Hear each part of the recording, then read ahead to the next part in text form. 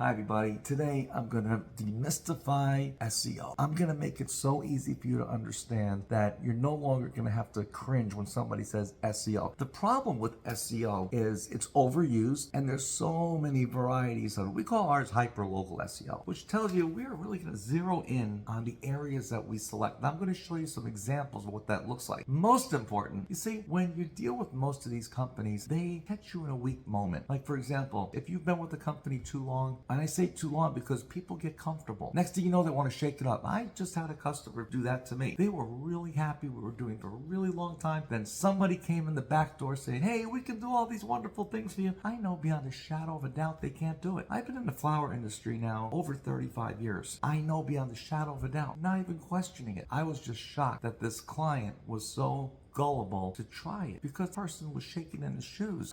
I want to try this, but I'm like, well, what is the problem? Things are going so well. It's the insecurities that people go after when they're trying to take an account. If you're working with an agency and your life is good, leave it alone. That's what you want. You probably came to them as things were a mess and all over the place, and then they organize it for you, and now you're wondering, well, could it be better? And that's a good question to ask your agency. Make sure they're giving you everything you're looking for, but be sure they give you accountability. Make sure your phones are ringing more. If your sales are up, then and your expenses are managed, then life is good. This client that I had, sales were through the roof. Everything was great, but this is what happens. So next time you find yourself shaking or getting nervous or just wondering, is this really a good deal? Sit down with your agency and talk to them. And here's the best advice I give you. If you're thinking about going to someone else, sit down and have a meeting with the new company, the current company, and you, because it's normal to look around for other options. What you don't want to do is try to go it alone and act like you know what's going to happen, because they're going to tell you all these things. And if you had your agency there to defend and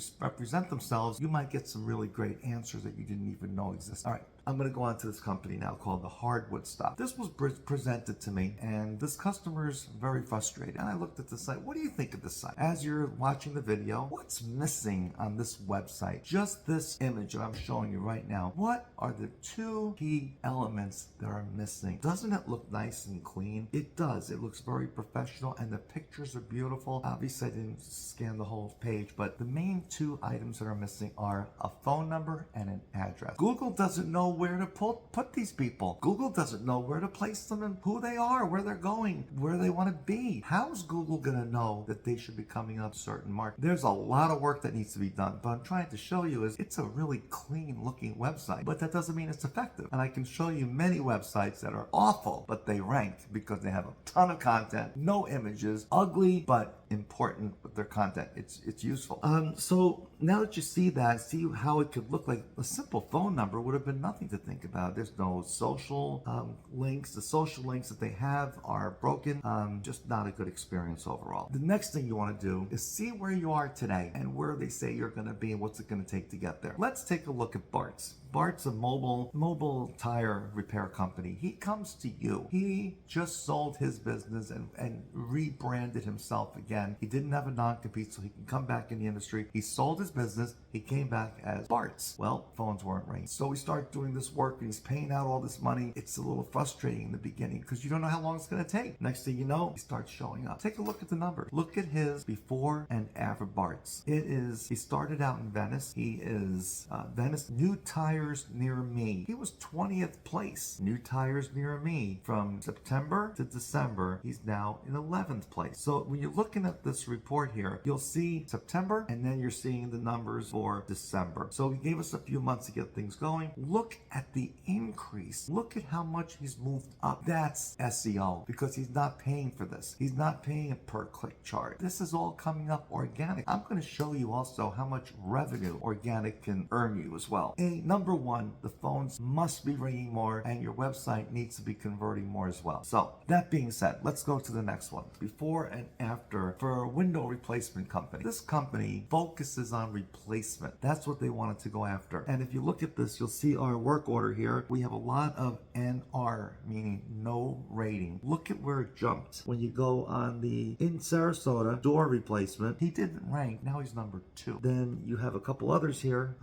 Lido Key door replacement, number 1. Siesta Key, door replacement, number 2. Lakewood Ranch, number 3. You see, commercial windows, doors, all this is starting to come around. As you see, we've got more work to do still. So we take that list and we start building pages. We start building content. We reciprocal link them. We add anchor text. We put the right images in there. There are so many ways to do this wrong that it's important that you have a company that knows how to do it right. So that's that. Let's go on further. This is the roof renewal company here, where they really focus on hydrojetting. They were not ranked. Now they're number 9. Then you have sink installation, number 2. That's what they wanted. They gave us the words. Then you have restaurant grease trap, not ranked. Now they're number 1. These are numbers and areas that they wanted to go after. Bradenton Plumber, Venice Plumber. They weren't ranking, and now they're number 1 in Bradenton Plumber and draining service special. There's so much we learn about businesses because they explain what their challenges are, and we've got to figure out how to bring attention to it. Well, you know what they just told me the other day? We started doing an effort towards getting more business out of St. Petersburg. That's been their number 1 call that they're getting. Hi, I'm in St. Petersburg. I saw you online. Hi, I'm in St. Petersburg.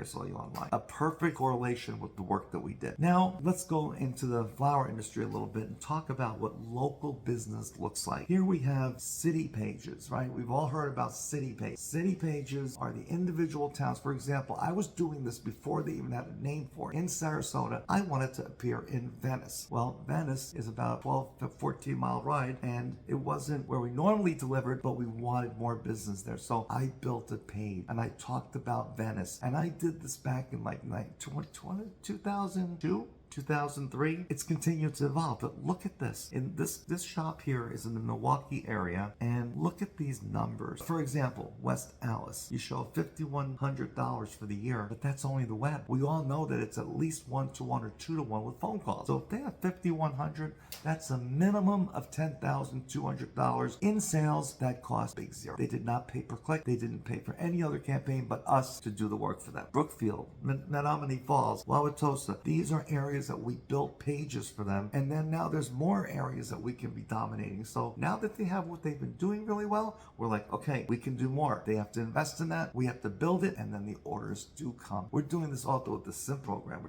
going all over the country where we get sympathy orders from all these little towns that you would never even think about. That's another video. But as you can see here, we use the grid to measure who's where, what they're looking like before and after. Now, all this sounds great, right? Let's look at the revenue.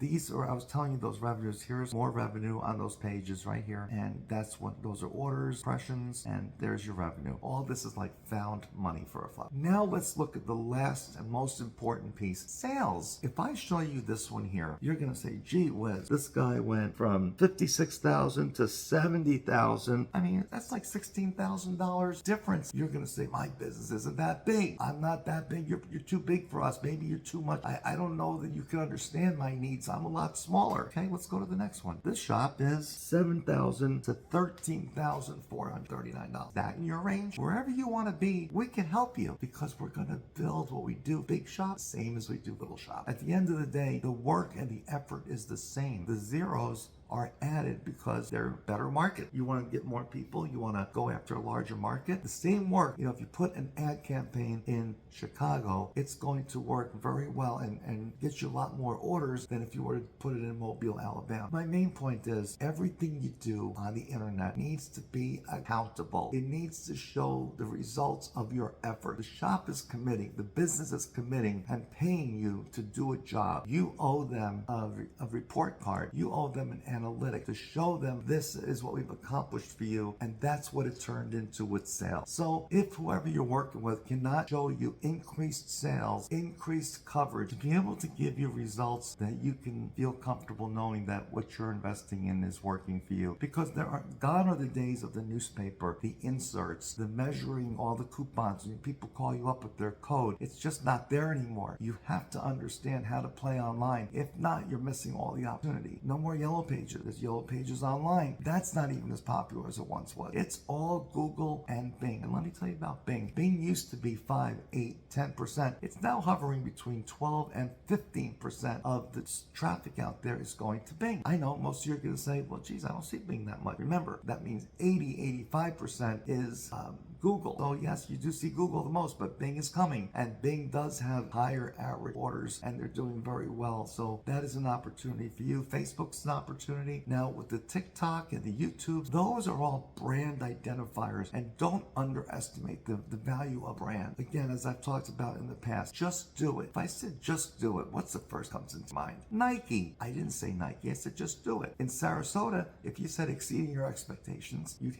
think Beneva Flower. That's how we brand it. What a brand does is it instills confidence, and then anything revolving around sending flowers goes to Beneva without them even saying it. When was the last time you saw Nike advertise a shoe of some sort? Never do. Just never do. They say Nike, and they see people doing great things with Nike. They're scoring a goal. They're running. They're having a great life, and Nike is behind it. That's so powerful. It took me a while to understand that, but I gotta tell you, I'm gonna show you something before we close this up. I was very old school when it came to advertising. There needed to be as much space taken up, and look, buy. Everything was so busy. But once I started building a brand, I had to learn how to tone it down a little bit. So that was tough for me, because I feel like if I have your attention for 5 seconds, I want to show you everything I do and then some. Well, look at this. Look at this. Isn't that beautiful? A simple calla lily. And the message is sending flowers out of town, Beneva Flower. Now, there was another ad in the same magazine with another tagline at the top. And in another campaign, we did them every month. It was a different message. It was just subliminally planting seeds in our customers' mind. Now, I want to show you what really touched me the most and what got me started in this industry. This was my very first brochure. I never had a brochure before. And I'll tell you why I did this. There was a business in town called Cafe La Europa. And there's a letter here from the man who's still around today. This touched me like nothing else. The only thing that's up there with this is when I got the Service Company of the Year award in 2008 over the Ritz-Carlton. That was big. But this, when I was just trying to get a name for myself, there I am. Just thank people for giving me the time of day. This meant everything to me. What happened was they gave me the opportunity. It was in October. We made a beautiful display of flowers, and the local